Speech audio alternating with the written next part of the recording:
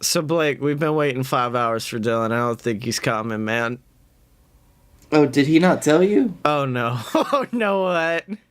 Yeah, he's given up on wrestling. He did blatantly send the message, because and I guess we'll get to this more in the actual show, but we said, Dylan, stay off the internet. You don't want to see what happened. Then the next On Smackdown. Then the next day, we just get a message from him that just says, I saw what happened. I don't care about WrestleMania anymore. Goodbye. So, Yeah, I mean, he did thank us.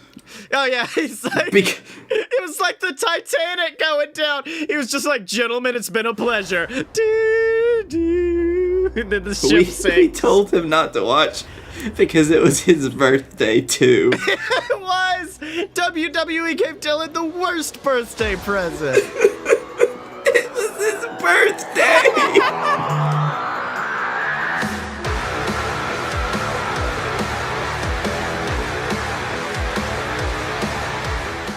Welcome to Fight Boys, the show about professional and not so professional wrestling. I am your host, Scotty Moore, joined this week by the plattest man on the planet, who seems very upset that I didn't let him finish his thought about RIPD before I started the show. It's Blake Tanner. No, don't you dare introduce me, fucker. Do you know who I am? I'm Blake Tanner, Chief Captain Detective on the RIPD. So and as we stated in the pre-show, Dylan is not here, which means it's gonna be one of those episodes, y'all, Yep. and we're real sorry about it. Actually, fuckers, I may only appear as Blake, but I'm actually Dylan.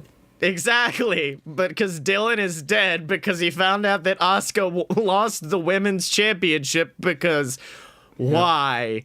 Let's start out on the negative stuff and then move gradually to the positive. Okay. Let's build towards the power of positivity, if you know what I'm saying. All right. Because that sucked. I will say, when I saw it come across, because, the app will update you just like, this match ended like this, or this happened like this. They were like, the WWE Women's Championship match between Asuka and Charlotte Flair starts now on Smackdown Live. And I looked at that on my app and just went, oh no. It's about to happen. Oh, and it no. did. And, there were many of us who thought it was going to happen. I was hoping that it wouldn't, but I also know who the people that do the booking are. Yeah. And then Charlotte won. And I don't think anybody was happy about it. I was momentarily, because of one thing, and it's the Scotty Moore Vision Board 2019 that originally said that Asuka Charlotte 2, or at this point Asuka Charlotte 15, would happen at WrestleMania, and Asuka would get her win back over Charlotte, and then in the main event, Ronda versus Becky for the normal title. And so when she won, all I could think was like, oh, so now they're going to be like, Charlotte, you have to defend your title. You can either drop it and be in the main event, or you could face Asuka. And because Charlotte has respect for Asuka, she's like, I'll face Asuka at Mania. And then she loses. That's what I thought. And then they were just like, nope, fuckers. She's just going to be in the match now. Yeah, there was no way. At the moment, Becky's promo leading up to that impromptu match coming out basically said everything that we needed to know. And that's the fact that in this feud, Charlotte has been relegated to, the least important aspect. Yeah. So they had to make her more important. Yeah, that's straight up why they did it, is they were like, let's give Charlotte some more importance and some more. I mean, if you want to make it more gravitas to the match, because it does, from an outsider's perspective, make the match bigger, because more titles means more bigger, and so...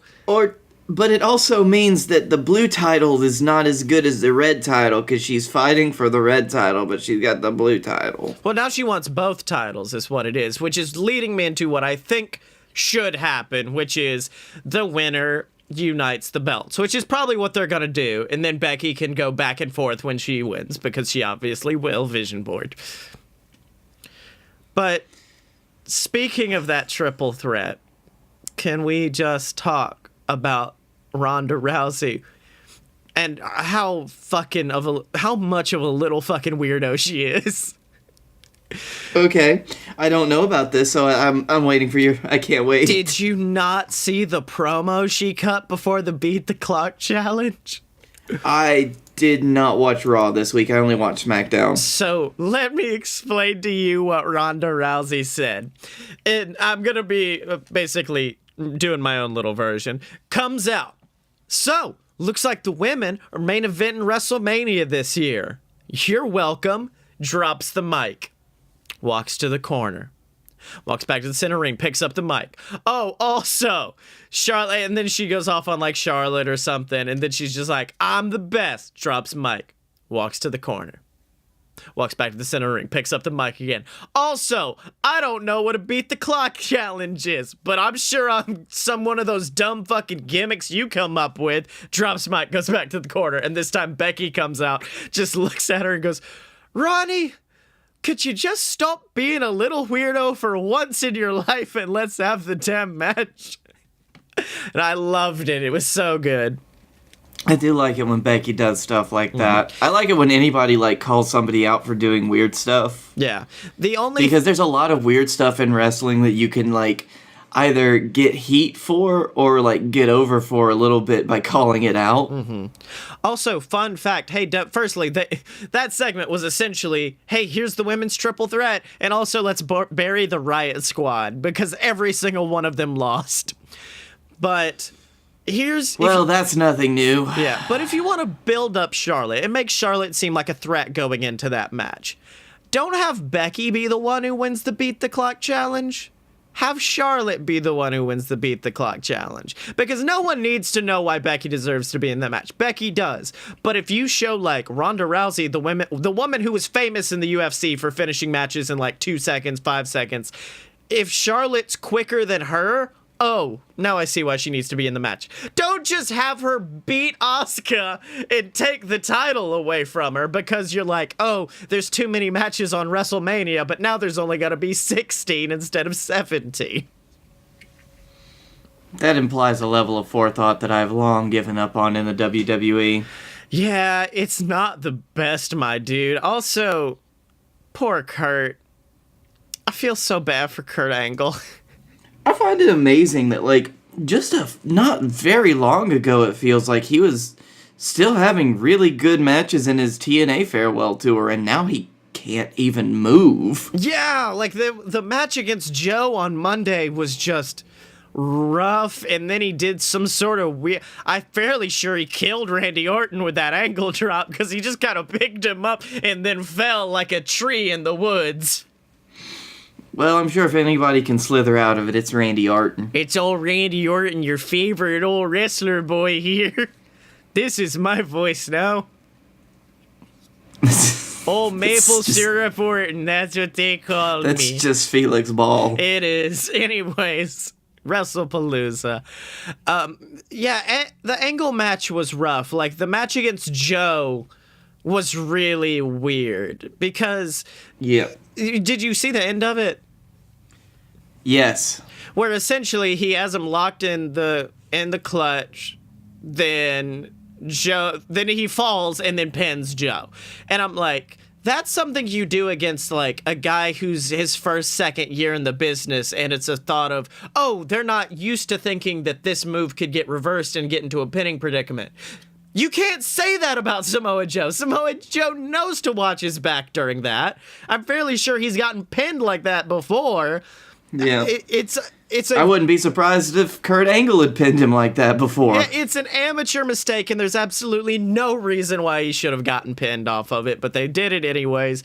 It's kind of the only way you could have done it, because somebody brought up, like, Joe was wrestling circles around him, beating the shit out of him, and literally the only way that it would have made sense for Kurt to win was through a clever veteran maneuver, like reversing the Coquina clutch into a pin. So I understand it, I just don't like the way it was pulled off, I guess.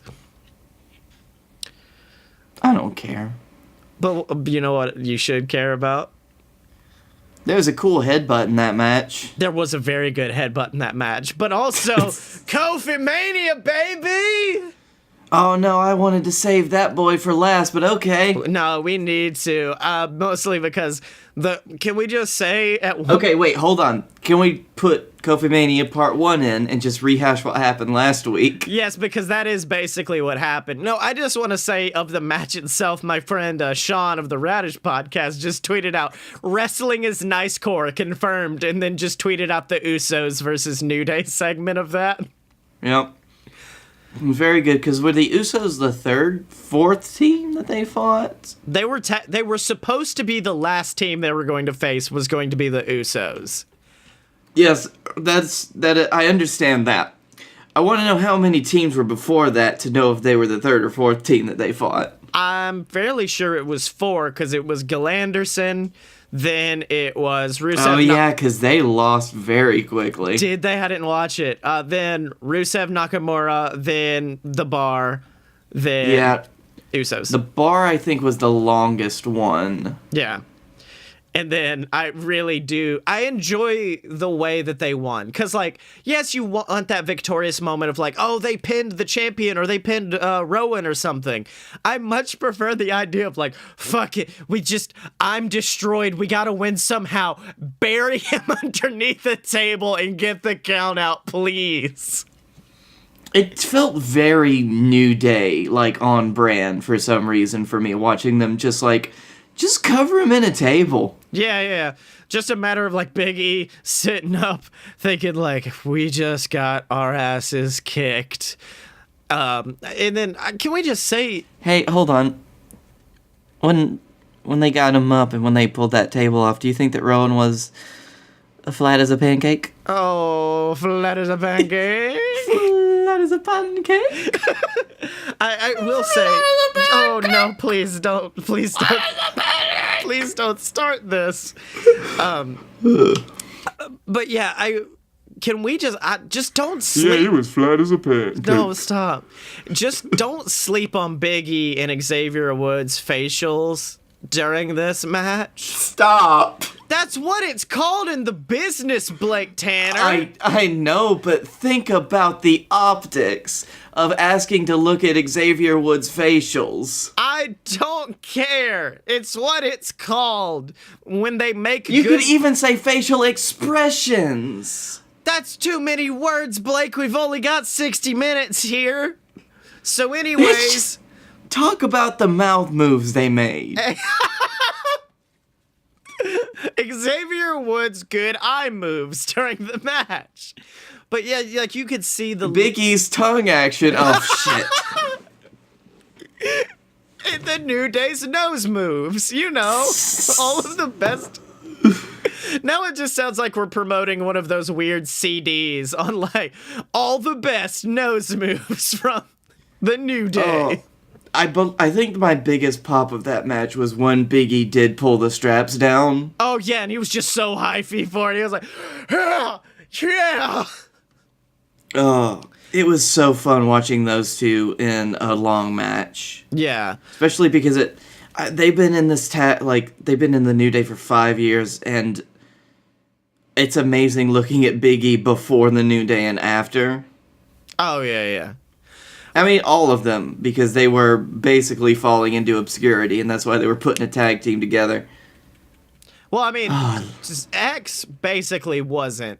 Like, he came in, X was at the level of probably where No Way Jose is right now. Big E was doing pretty well for himself, and then... He had kind of fallen off. He had lost several matches to Rusev at that point. Oh, that's right, I forgot about that. And then Kofi was Kofi. So Kofi was almost in a Ziggler role of, like, an established name, but just a good hand, not worth much. Yeah.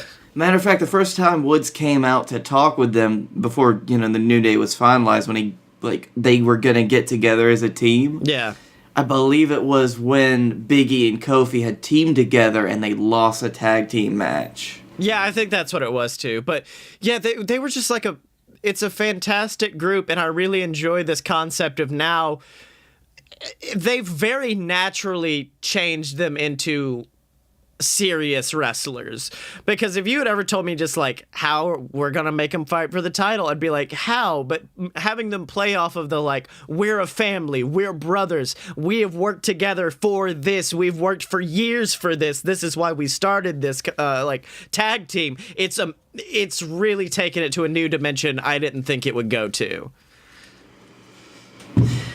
They've done a lot for what was originally going to be like a pure camp positive face group that got booed to hell and disliked, so they turned heel and basically did the same stuff but loved and relished the boos until they got loved again, which is not a new story in wrestling, but I've rarely seen it done to the point where they've been together for almost 5 years, and they still feel like a great team that can still go places. Yeah.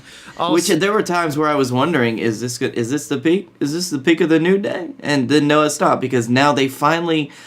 People have been wanting, like, a New Day in some way, shape, or form title run for a while, and I did not think it was ever going to happen. Oh, yeah, I definitely never... I mean, I was like... Kofi could do it, but he'd have to break away from New Day. But I much prefer keeping him with New Day because it's adding so many more emotional stakes to the storyline that I really enjoy. And the fact that the story has even hinged on the fact that the New Day, who in interview after interview, Woods has said, our goal is to make Kofi champion. And the fact that they had that big of an impact on the storyline, I thought was really well done. Oh, yeah. Also... I know you said you didn't watch Raw, but please tell me you watched at least the YouTube clip of Triple H's promo against Batista. It was so good. I didn't. Did he just sing the Spice Girls song? Blake Tanner, he did. What? This is not... He did... I will say, he didn't sing it, but essentially, you know what happened, right? Like, the gist of it is Big Dave sent him a letter saying, like, I won't perform at WrestleMania, I won't do the match unless you put your career on the line.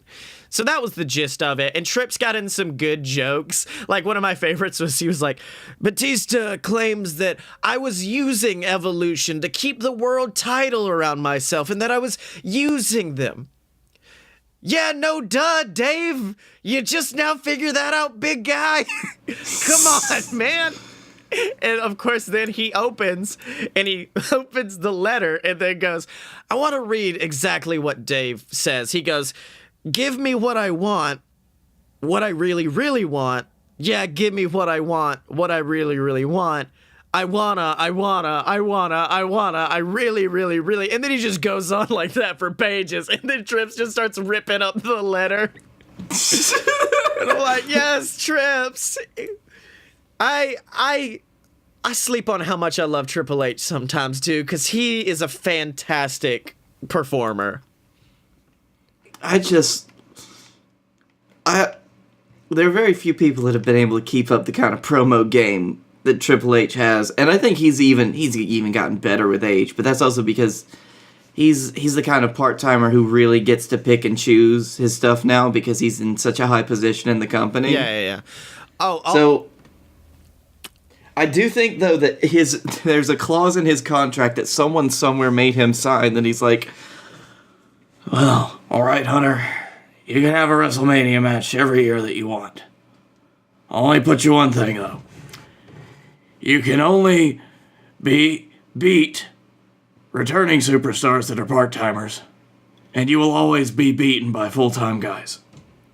That just seems like a Triple H decision. You can't tell me the king of NXT isn't like, I don't give a damn about Dave, but if Seth Rollins asked me to retire, I'd be like, yeah, let's go. Fuck you, No, I'm sorry, Dave. hold on. Now, I just need you to imagine the exact same thing that I said and place this scene in a bathroom with Triple H looking in the mirror. Hunter, He's gonna need you he's to writing sign his this own contract. resume. This is my contract. Would you like to sign it, Triple H? Cut to... It's like the Pixar short with the old man playing chess, except he's standing up and putting on a leather jacket, or standing up and putting on a suit jacket. I want the end to be like he was gonna attack one H is gonna attack the other by headbutting him, and just smashes into the mirror. The mirror. Max Landis, make this happen. Oh, I would like that. That's the only way that Triple H knew that he could keep himself straight, is if he signed his own contract. Yeah. Also, are you feeling as weird as I am that it's shaping up right now to be a WrestleMania without John Cena or The Undertaker? I mean, it won't be, but it feels weird that 2 weeks out we've gotten nothing. Like, last year's build-up to Mania, we didn't see Undertaker, but we heard a lot about him. This year, they're like, whatever. Yeah, I don't even know if I fucking noticed, dude. I'm gonna be honest. I mean, we're... Like, holy shit, I really haven't even thought about the implications of that until right now. Now, I will say, Cena, I would probably do what I've been guessing, which is Kurt squashes Baron, and then Cena comes out and is like, come on, dude. Because Cena's already on Twitter been, like, posting, or no, his Instagram, basically posting shit of Baron getting his ass kicked or stuff like that. Now, Ghazi... Well, that's all I ever want. Oh, yeah. And then Taker may, like, just come out and be like, I'm gonna wrestle next year, maybe. Whatever you want. Or he interrupts somebody, maybe. I don't know. Oh, he interrupts John Cena interrupting Kurt Angle. Yes. And then it becomes a tag team match, player. Baron Corbin and The Undertaker tag teaming. Stop. Now, Ghazi brings up a point, which is that Triple H's wrestling contract expires after Mania 35, so don't be surprised if Batista wins. Hey, fun fact, I don't think Batista has a wrestling contract, period. So, I mean... no. Hold on, let me see. Batista has what they call the Drax Clause. Yes. Yep, which means he can do whatever he wants until he stops being dust. Yes. And then once he returns to Drax form, he will say, fuck you to the WWE and quit again. Oh, fuck. Batista can only be in WWE when Drax is dead. Oh my god. End game. Keep him out. We need to keep this boy around if he beats Triple H. Holy shit. I'm just saying, they've pulled this before with Triple H versus, I think it was Brock, and he had to put his career on the line, then he beats Brock. I wouldn't be surprised if Triple H kept pulling this shit. Where he's Well, speaking of Brock, somebody did point out some of Brock's greatest weaknesses. Yes. Which they involved, hitting him in the dick, of course. Obviously. Exploited on many occasions. Mostly by The Undertaker. Yep. And by Samoa Joe and Daniel Bryan as well, in very good examples. Did Samoa Joe hit him in the dick? Was it Joe? I thought it was Joe. When does Brock face Samoa Joe? Because that would be a very good match to see. They had like a couple of matches, I think.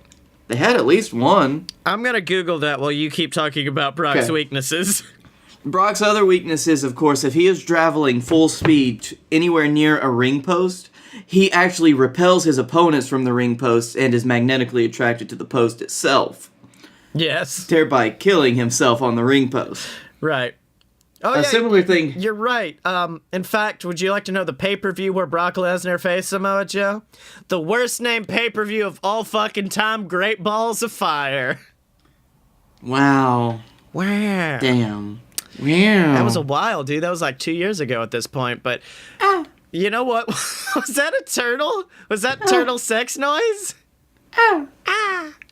Another great weakness of Brock, which is...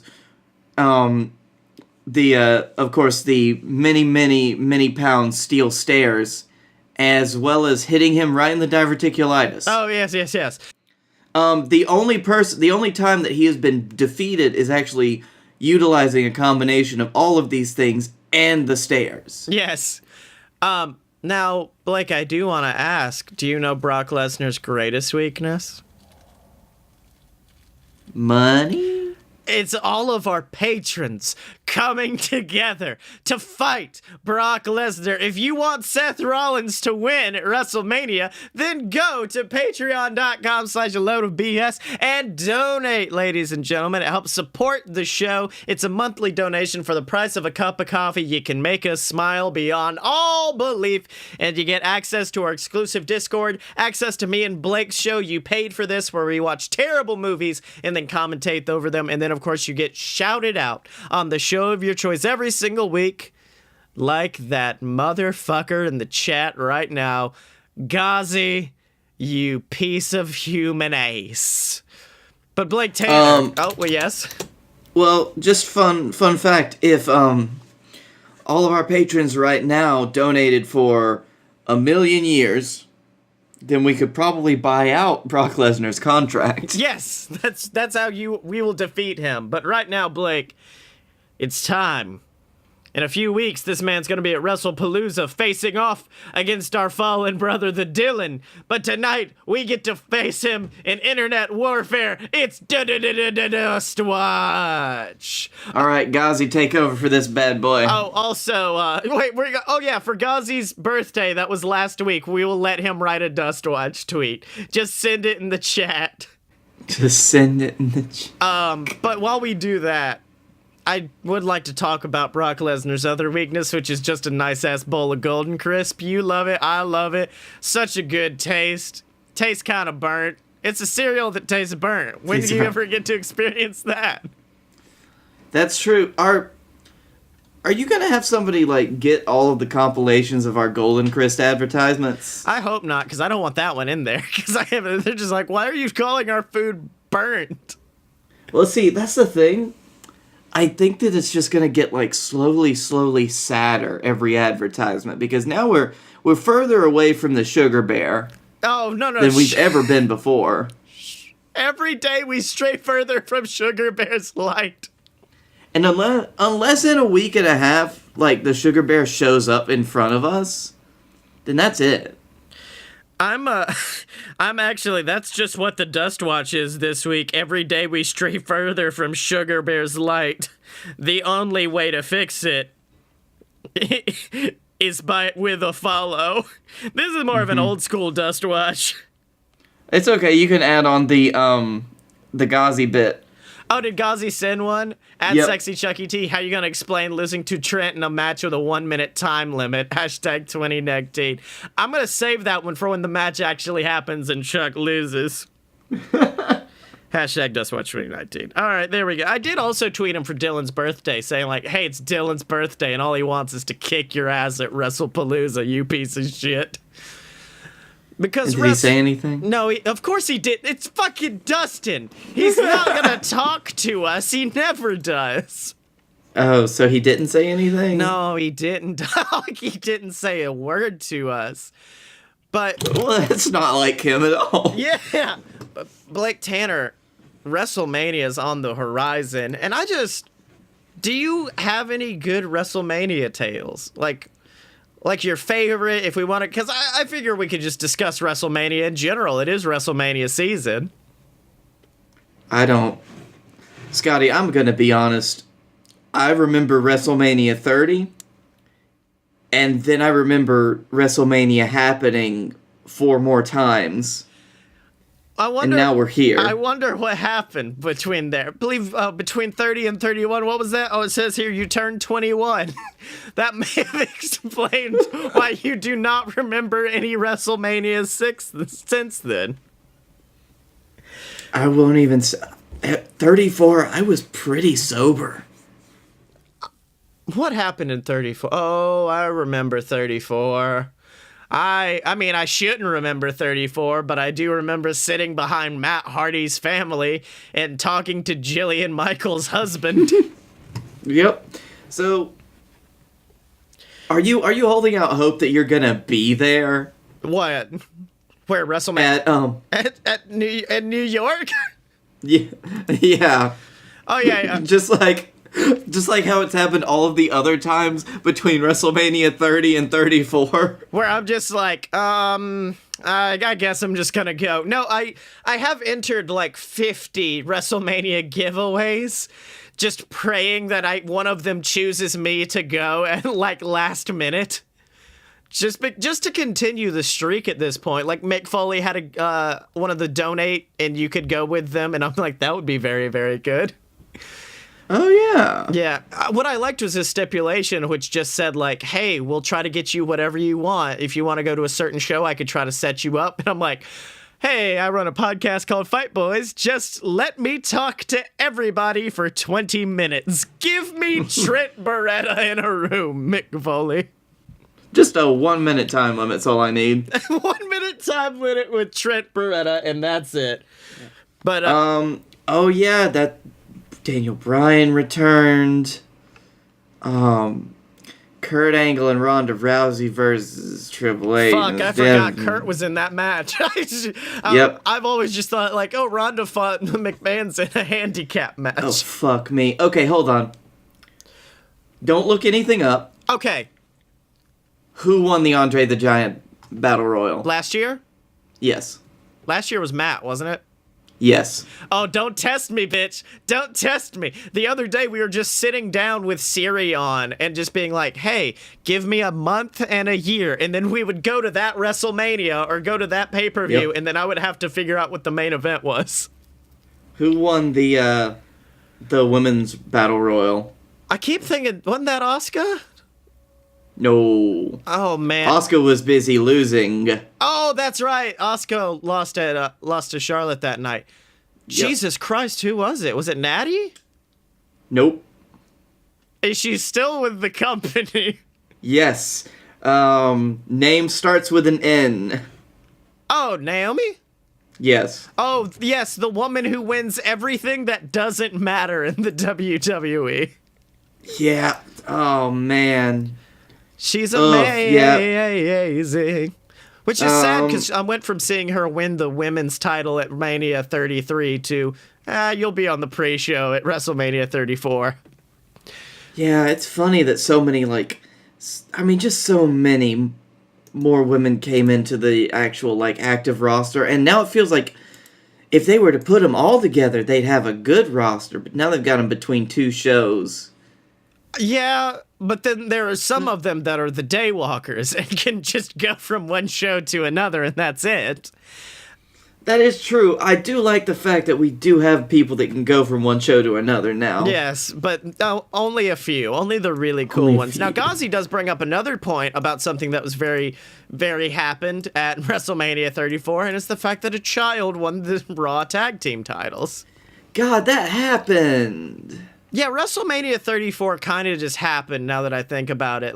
That was such a weird one, wasn't it? I'm going back to, try to think of the last really good WrestleMania, and I guess you could argue Dallas was good, because you had that really cool curb stomp into RKO spot, and then Rusev had a fucking tank, and Seth won the title at the end of the night, and then Undertaker faced Bray? No, Undertaker faced Bray at 31. Yeah, Undertaker faced a Shane O'Mac, who had just returned. Oh, Jesus Christ, I forgot about that. That was a weird match. Now we're just kind of reminiscing, but if you'll remember correctly, I believe that match involved the stipulation that if Shane lost, he was kicked out of the company, but then the very next day they made Shane GM of Smackdown or something.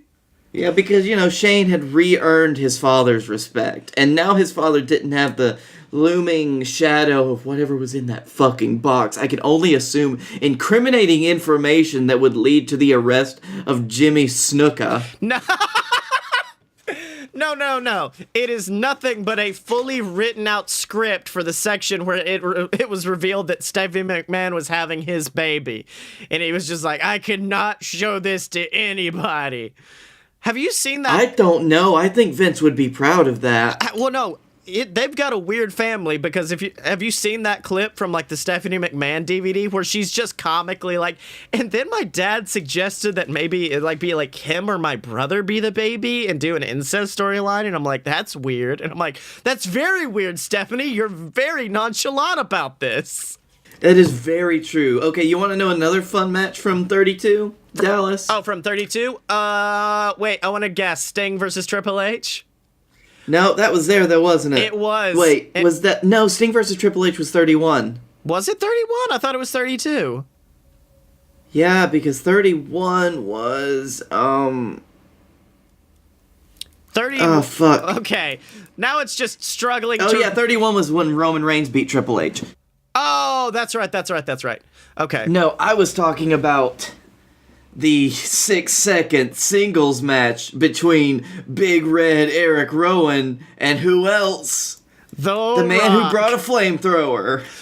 Can we not lie? That was the most dope moment of that entire WrestleMania, was The Rock being like, I got a fucking flamethrower, screw all you guys. It's just, I love that was the point that I'm so far removed from it right now that I'm like, yeah, Rock just wanted a fucking flamethrower, didn't he? That is legit. That's all he wants. He was just like, Rock said, I want a flamethrower, and then The Rock's gonna come out and entertain the people, and that's it. Yep. The fucking Undertaker-Shane match was the longest match on that card. That upsets me. Well, probably 10 minutes of it was them cleaning Shane up off of the floor until he went in to get pinned. So, okay, we're skipping around a lot, well, but... Can we just discuss, part of me really wishes that my baby came in January, because then mathing that out, that means it would have been conceived in April, which means I could call it a Rock baby. I know how much that must hurt you. I know, I'm just like, oh, this isn't a Rock, it's technically a Dragon baby, because it was right after Dragon Con. Okay. So, we talked a good bit about Mania 32, we talked about 34. We're focusing on modern Manias, but can I just say, going back, WrestleMania 17 probably might be my favorite WrestleMania of all time. I think it's the best WrestleMania. It really is, because you've got Rock versus Stone Cold, you've got the TLC match, so many, fantastic matches happened on that. Also, somehow, we just got followed by Wrestling Travel, the official sponsors of StarCast, All In and Double or Nothing. I mean, we didn't get followed by Chuck, but that's something, I guess. Yeah? What? Okay. Hey, y'all, get us to WrestleMania. What up, Wrestling Travel? You could just say, man, I'd rather go to Vegas if you're asking them. Oh, yeah, fair point. Okay, let's see. Wow, weird things happened back then, because in addition to the classic matches, like Shane defeating Mr. McMahon, Edge and Christian, the big TLC match, in addition to that was the gimmick battle royal, where the Iron Sheik won by eliminating Hillbilly Jim, and then the Undertaker beat Triple H. I forgot that was the one where people talk about it and they're like, yeah, Sheik had to win. He could not take that bump. Yeah, he couldn't leave the ring. Also, would you like to guess what the triple threat for the Hardcore Championship was? Oh, not at all. Tell me. That would be Kane, Raven, and The Big Show. I remember that match. Yeah. We sat backstage at a 10-minute play festival, and we watched the entirety of Mania 17. That's right, I remember that. It's as sad I as... forgot about it until I remember that match. I will also say, I have a very, very, warm spot in my heart for WrestleMania 22, because it was the first one I had ever went back and watched, because one of my literally my first roommate in college had a DVD of WrestleMania 22, and I watched it incessantly.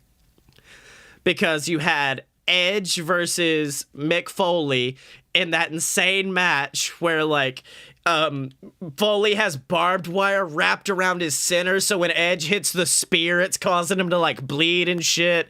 There's the spot through the flaming table, the thumbtacks. It's an amazing match if you're really wanting to get into hardcore wrestling. There's let's see, Shawn Michaels versus Mr. McMahon, where I believe he just did a giant frog splash through McMahon to end the match.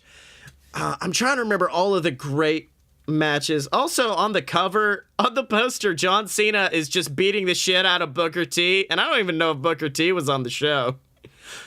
Oh, wait a minute. I just remembered. Yes, he was. Would you like to guess who Booker T faced? Who the fuck was it? Well, keep in mind, he went from, like, challenging for the world title a few years back to then facing the Boogeyman in a handicap match with his wife, both of them dressed like royal kings. Oh, yeah. I mean, yep. I don't want to sleep on King Booker. He was very, very good. The Money in the Bank match was very, very good that year because that was the year they just convinced old-ass Ric Flair to climb up ladders and shit for what was only a 12-minute match. Oh. How much actual convincing do you think they had to do? I don't know, big man. I'll get up there. Fuck it. Big man, woo! We gonna get up this ladder long time. Bah! Ready? I want to do something really quick, though, before we finish. I want to go through the card for WrestleMania 30, because that was my first Mania that I watched live. I can almost probably predict the entire thing, if I remember correctly. Oh, no, that's fine. I just wanted to see who's still with the fucking company. Let's see. Well, the winner of the Andre Battle Royal was, because that was Cesaro, who threw out Big Show in an epic moment. Great moment. Probably his peak. Yep, unfortunately. As a matter of fact, that was after he'd lost a multi-man tag team match. Yep. Cena versus Bray Wyatt. Both of them are technically still with the company, I guess. Technically. Let's see, we had Taker. Eric Rowan and Luke Harper are, though. Oh, yeah. Taker versus, let's see, that year, was that the CM Punk year? No, it wasn't. No, it wasn't. Bud, no. CM Punk was gone at that point, wasn't he? This was the first. Yeah, this is 30, buddy. Oh no, and I was there. If you're ever wondering if I've ever blocked some shit out, I have, because I forgot that was Taker versus Brock, and I heard a pin drop in that fucking stadium, brother, because that was insane. I'll tell you who's not here anymore. The Divas champion at the time. AJ Lee, who I believe, didn't they botch that ending to that match? Because I think she... Yes. Yeah, it was weird. It was supposed to be Naomi that won, but hold on.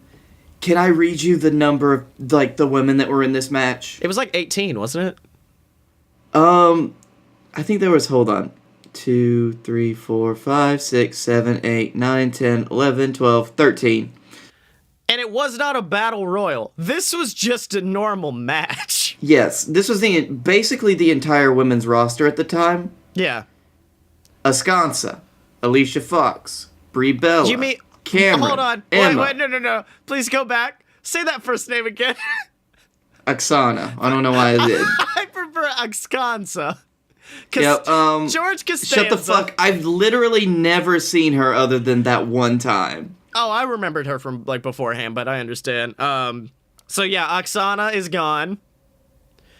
Oh, no. Here, I'm just going to read you the ones that aren't. Naomi. Alicia Fox. The end. Naomi. Natalia. That's it. The end. So 3 of them. So 10 are gone at this point. Yeah, the rest were like Emma, Eva Marie, Layla, Naomi, Natalia, Nikki Bella, Rosa Mendez, Summer Rae, and Tamina Snuka. Is Tamina's still there? Never mind. Tamina's still there, yes. Main event. Actually, all 3 of them are here now because it's Batista, Randy, Daniel. Mm-hmm. First time all 3 of them have been on a Mania since then. Oh yeah, fair point. Well, I'm trying to remember, is anyone else like big on that card that are gone now? There's one, and it's Dean Ambrose, who, oh wait, also they faced a man who has now jumped ship, Billy Gunn. The tag team match was the Usos defeated Los Matadores. They're still there. They are still there. Just not with El Torito. El Torito is unfortunately not with them anymore. Jack Swagger is, of course, gone, and so is Zeb Coulter. Yep, because he's a weird old man. Yep. They're like, we're good. Oh, and also that was around the time that Rybaxel was the thing. Oh, God, I miss Rybaxel. They were so good. I loved Rybaxel. They were basically the bullies from any Power Rangers show. Oh, God, they have the actual list of people in the Andre Battle Royal. Oh, no, don't do this. We cannot do... Blake, we can't keep doing this. No, I'm gonna speed run through it. Okay, ready? Yes. 3, 2, 1. Yoshitatsu, Brad Maddox, Brodus Clay, The Great Khali, Zack Ryder, Darren Young, Drew McIntyre, Jinder Mahal, Heath Slater, Mark Henry, Titus O'Neil, The Miz, Santino Marella, Damian Sandow, Justin Gabriel, David Otunga, Big E, Fandango, R-Truth, Tyson Kidd, Goldust, Cody Rhodes, Rey Mysterio, Kofi Kingston, Dolph Ziggler, Alberto Del Rio, Sheamus, and Big Show. I gave up counting at some point, because when you said the words Brodus Clay, my mind broke. Because it was just like, that was a thing. Oh my God, that was a thing. Participated but elimination unmentioned by reliable sources, Sin Cara and Xavier Woods. The entire New Day was in that match. I don't think Xavier was in there, because I was there, and I don't think he was. But participated but eliminated by participated, but elimination unmentioned by reliable sources. So they could have just, like, left. They were like, we're done with the match. Exactly. But you know what I'm not done with, Blake? Money? I'm not done shilling this awesome stuff we got at merch.alodapurebs.com. It's where you can get merch for all your favorite BS Network shows. We've got shirts, we've got cups. We need to get posters on there, but I'm trying to find a distributor that can get us posters that are affordable and not out of the question. And as soon as I can, we're gonna get posters up there. We got it for all the BS Network shows, but most importantly, the Fight Boys, and more importantly than that, the JWF. Get strapped up and strap on for... Okay. For Wrestlepalooza coming soon to TV screens. But Blakey T, I'm done yapping my old gums. I'm done talking, which means I think we need to turn things over to two boys that'll talk for us, and that's the commentators of the JWF, Silver Spoon and Captain Tibbs, for another episode. Are you sure you're kind of sounding like Silver Spoon right now? Of JWF Monday Night War. Welcome, ladies and gentlemen, to JWF Monday Night War. I'm your host, Silver Spoon, joined as always by the baddest man on the planet, Mr. Wrestlepalooza, they call him. It's Captain Tibbs. How you doing, Silv? I just got a new shave, got the facial hair all ready for Mr. Wrestlepalooza, the captain of the wrestle ship. That's right, Tibbs, and let me tell you, we got one hell of a Wrestlepalooza coming up. We got amazing tag team matches, we've got grudge matches, and then, of course, we've got the match between brothers, a match between family, as the VWO implodes. And Griffin Clouds must face his brother, Travis must face their brother, Justin Clouds, the VWO. Tibbs, it's been an emotional week for these boys. What do you think? You know, Silves, I've had my own family troubles in the past, and at this point, I'm hoping these boys can realize what's really important. That's right, Tibbs, and let me tell you something. I think Griffin Clouds has been doing him some thinking as well, because he's come out to the ring, and it says that he's got a message for his brothers. So let's have a listen. So, I've been doing some thinking, some careful introspection, to truth be told, some real soul searching, and most importantly, some growing up. You know what? I think my brother, Justin, he was right.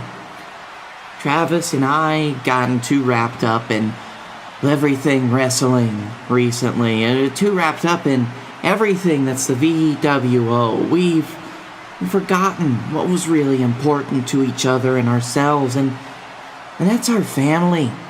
We've forgotten about caring about one another, and we've forgotten about what really made the VWO, our brotherhood, great in the first place. And that's the fact that we were brothers, we were together, and we were a family, and we beat each other, and we beat everyone else up instead of each other. And that's why, Travis, I need you to come out here. Well, all right, there it is, the music of Travis Clouds, the middleest brother of the Cloud clan, coming out to the ring, and he looks extremely confused, Tibbs. I mean, do you have any idea what Griffin's thinking right now?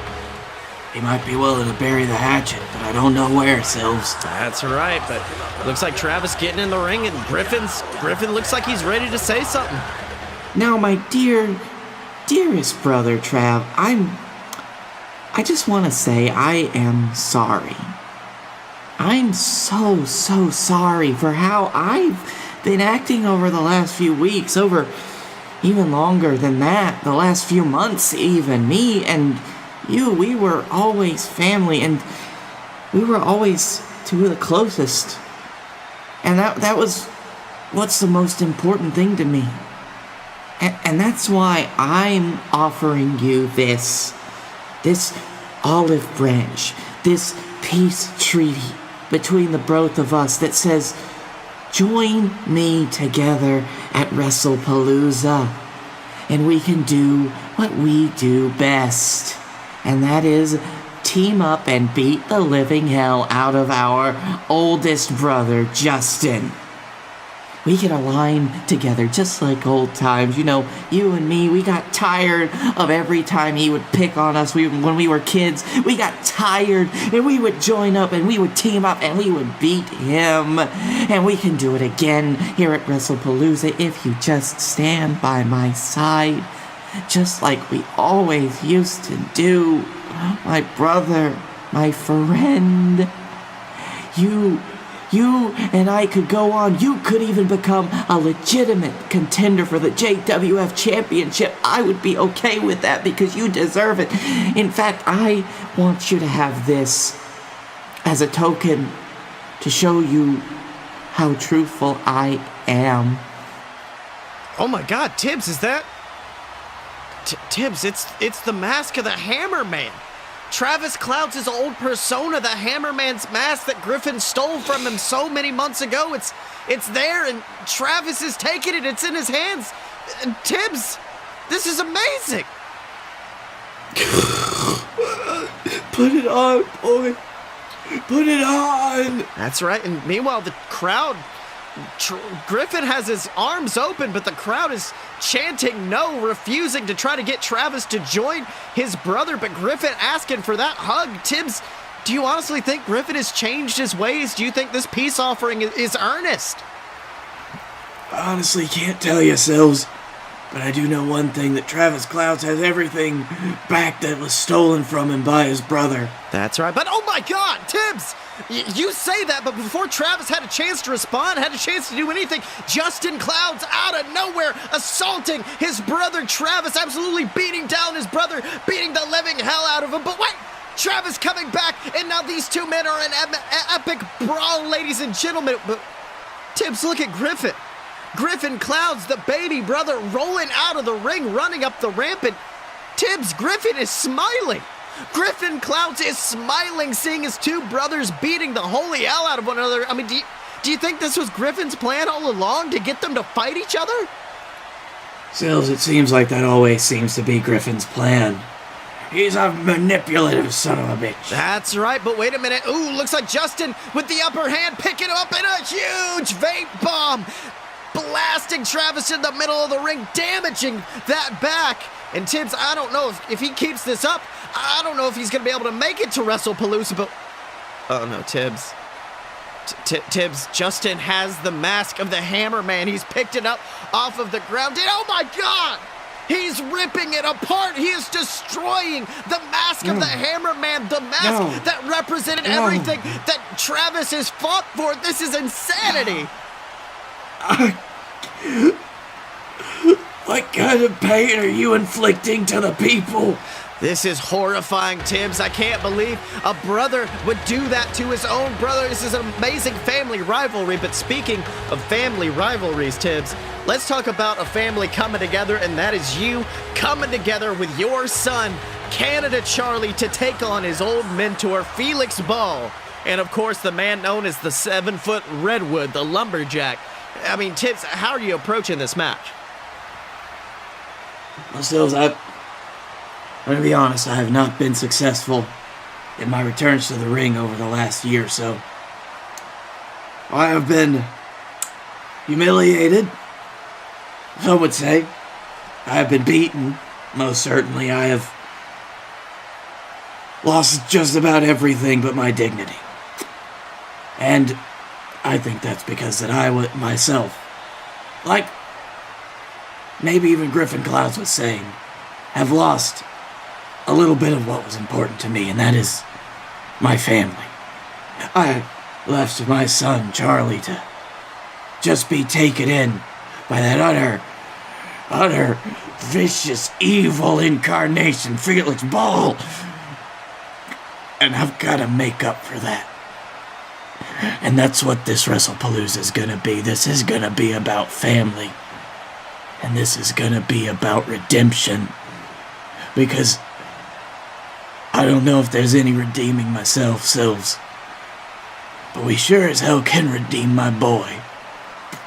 Strong words ahead of that match, Tibbs. I can tell you've got a grudge growing between you and Felix Ball from all of the years, the anguish of fighting against one another. But speaking of a grudge match, let's talk about a match that we're going to see happen at Wrestlepalooza, and that is when the Dylan, the Lord of the Smark Side himself, takes on the Kentucky Gentleman, Chuck Taylor, and what's going to be an absolutely fantastic match. I mean, of course, we've seen Chucky T come back. He and Trent Beretta facing the BS for the JWF Tag Team Championships. I mean, Chuck has proven himself in the JWF. How do you feel his chances against the Dylan are? You know, Sil, something tells me that he won't even last a minute. Well, Tibbs, unfortunately, we've sent one of our top interviewers backstage to try to see what he thinks about that match. So let's go down to the Don McDonald. Let's have a listen. Ladies and gentlemen, the Don McDonald backstage at the dressing room of none other than the Kentucky Gentleman, Chuck Taylor. Here's hoping we can get an interview with him. All right. Chuck. Chucky T, good to see Don McDonald here, just trying to get a few words. Well, would appear as though we've been shut out of the dressing room, but don't let that deter you, ladies and gentlemen. I am going to stay outside this door until we get a word with the Kentucky Gentleman. And whoa there, McDonald. Look here, you don't need to work so hard, my boy. You see, you're trying so hard to get this exclusive interview with Chuck Taylor when the only exclusive you need, well, it's coming straight from me, Felix, the Wrecking Ball. Because, well, Chuck Taylor, yeah, he's got himself a high-profile match at Wrestlepalooza. I can tell you right now that the money match at Wrestlepalooza, it don't involve Chuck Taylor. It don't involve the Dylan. No. It only involves me. It involves this man, the lumberjack, and those sad sack pro wrestlers by the name of Canada Charlie and Captain Tibbs. Because, you see, Canada Charlie, he was a man I thought was loyal. A man I thought I had my back on any day. A man that would help me attain my dreams. But now, I realize that Canada Charlie, he ain't a man at all. He's a coward. That the minute he realized that he wasn't good enough, he ran home to Daddy and got Captain Tibbs to fight his battles for him. And you see, that's exactly what's going to happen at Wrestlepalooza, McDonald. Oh, Charlie, he's going to stand on the apron and hide from his problems, hide behind his daddy. He's going to hide from me. He's going to hide from this 7-foot redwood next to me, known as the lumberjack. And that means Oh, Charlie, he's going to be forced to watch as the Canadian crew systematically pry apart and decimate the man known as Captain Tibbs. And, well, who knows, McDonald? Maybe after that match, Tibbs, why, he'll be so ashamed of his failure, ashamed of his boy, that he'd be willing to sell his whole damn company to me. That sounds pretty, doesn't it? The JWF, ran by Felix the Wrecking Ball. It's a dream, really. A dream that I'm gonna make true at Wrestlepalooza.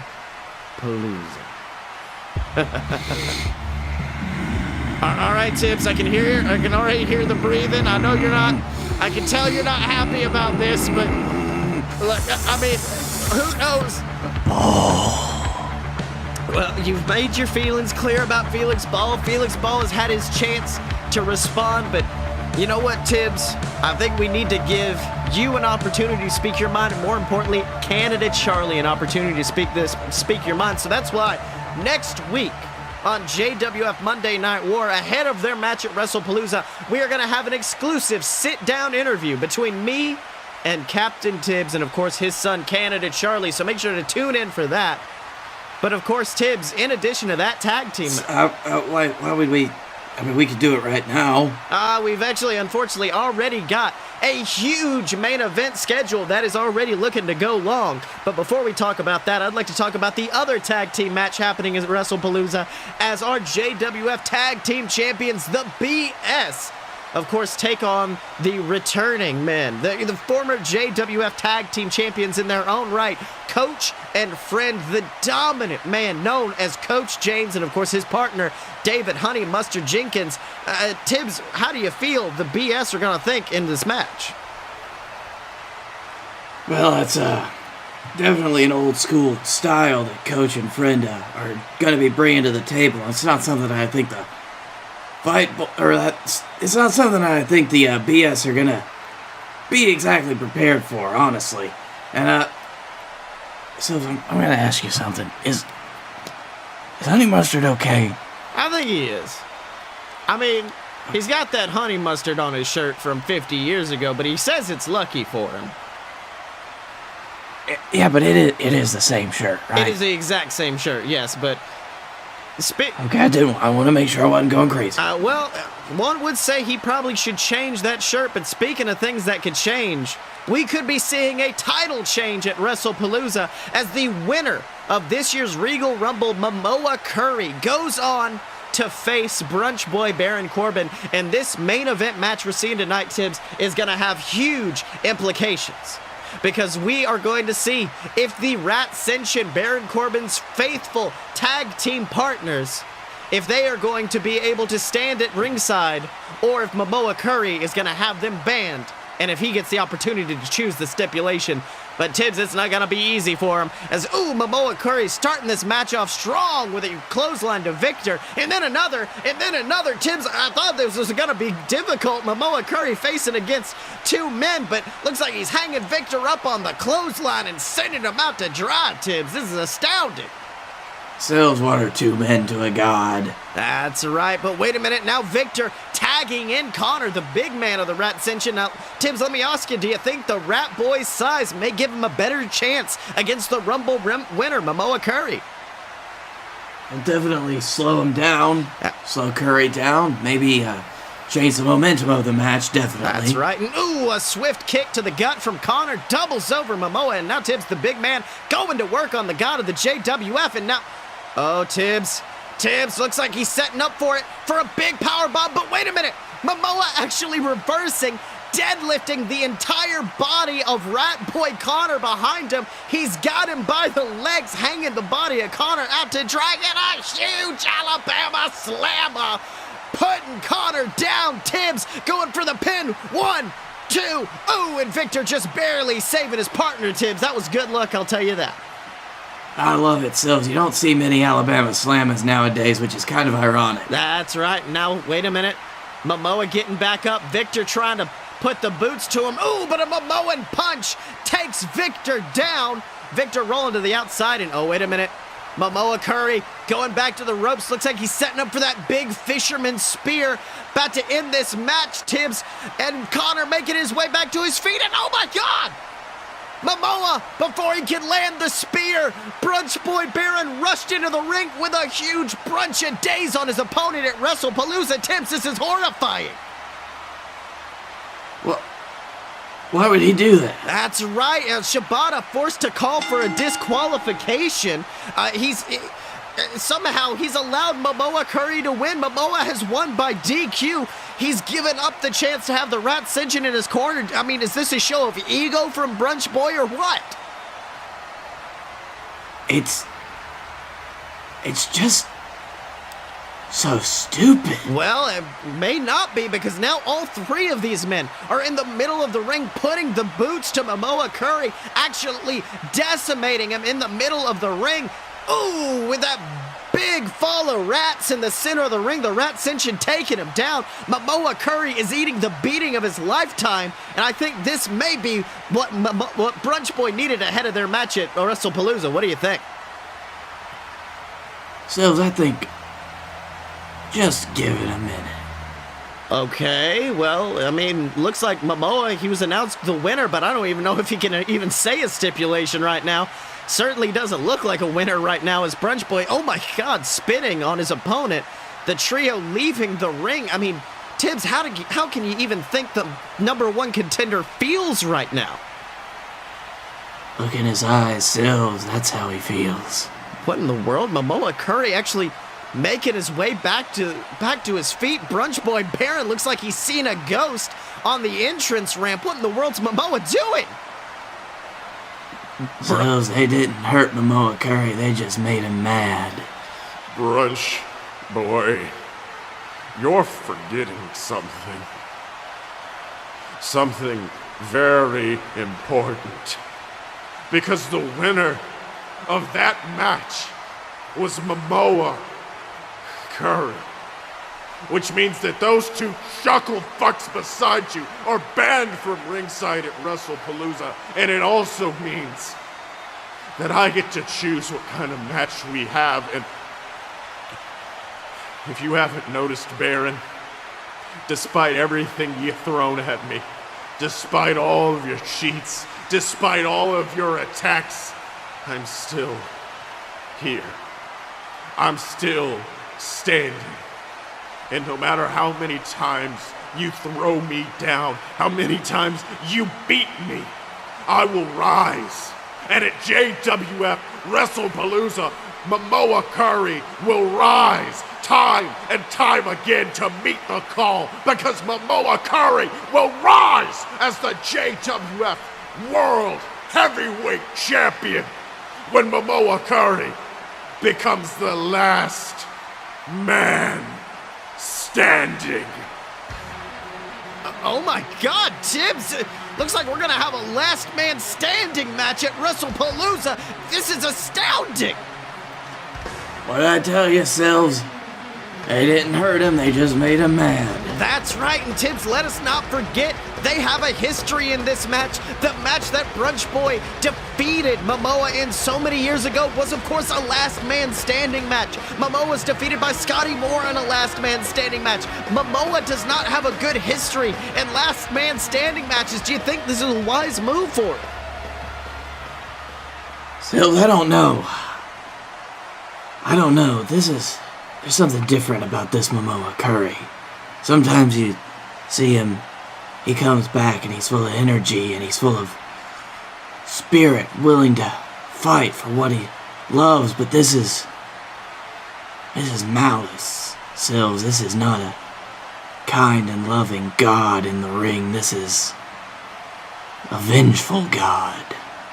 That's right, Tibbs. So who knows? Who knows what's going to happen next between these men? How is Brunch Boy going to respond to this? Of course, next week we're also going to be seeing as you and your son, candidate Charlie, are going to be interviewed by me, a great sit-down interview. We're going to see the BS, all of our combatants at Wrestlepalooza, and see how they react to the upcoming show. But in order to see that, you're going to have to tune in next time to JWF Monday Night War. So, Sexy Blakey T, it's been an episode. What'd you learn this week?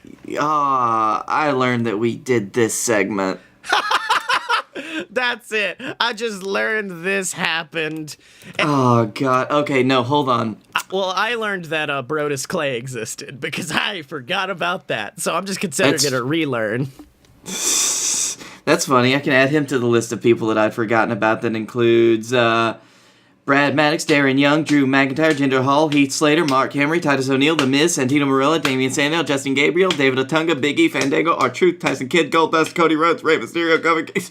We didn't start the fire. It was always burning since the world's been turning. Sheamus and The Big Show. And also Sin Cara and Xavier Woods, apparently. Oh, so where could people find you on the internet, though, Blake? I mean, I know you could find Dylan at Sexy Chucky T, but say someone wanted to find you. Like, say Wrestling Travel was like, hey, yo, you want to go to Vegas? Yeah, hit me up on @Blake A. Tanner. I don't do Twitter much, so I might not respond. But you can also, like, check me out on the Darkroom Vidya. I'm on some of their videos there. And otherwise, I live in Iraq. And I do Twitter, and you can find me there at Scotty Mo, SCOTTYEMO. Buy all my books on Amazon. Just look up Scotty Moore, you'll find that. And then, of course, make sure to go to aloadofpurebs.com and check out all the other BS Network programs, from A Load of BS to Opposite Attractions.